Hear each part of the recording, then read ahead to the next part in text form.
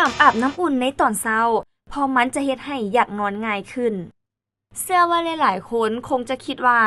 การอาบน้ำอุ่นในตอนเช้าจะช่วยเฮ็ดให้ร่างกายเฮานั้นตื่นตัวและสดชื่นแต่ในความเป็นจริงแล้ว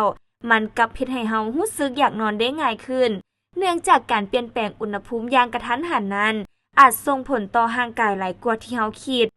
อิงตามการรายงานของ University of Texas พบว่าเมื่ออาบน้ำอุ่นอุณหภูมิร่างกายเฮาจะสูงขึ้นเฮ็ดให้หลอดเลือดขยายตัวและเลือดไหลเวียนไปหาผิวหนังหลายขึ้นเพื่อระบายความร้อนออกจากร่างกาย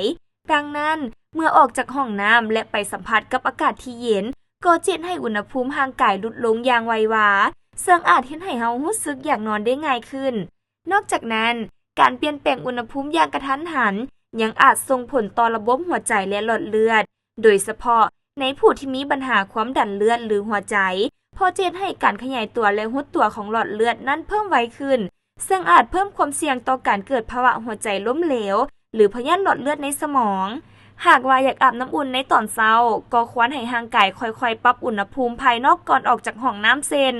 สวมใส่เสื้อผ้าที่อบอุ่นหรืออยู่ในบ่อนที่อุ่นๆจากระยะหนึ่งเพื่อป้องกันการเปลี่ยนแปลงของอุณหภูมิที่ไววากระทันหันและลดความเสี่ยงต่อสุขภาพ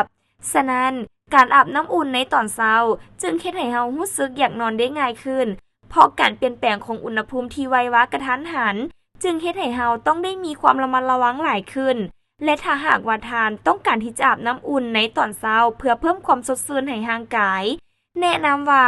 ควรที่จะเลือกอาบน้ำเย็นจะเป็นการดีกว่าเพราะน้ำเย็นจะช่วยกระตุ้นการตื่นตัวเฮ็ดให้เฮารู้สึกสดชื่นและมีสมาธิเพิ่มขึ้น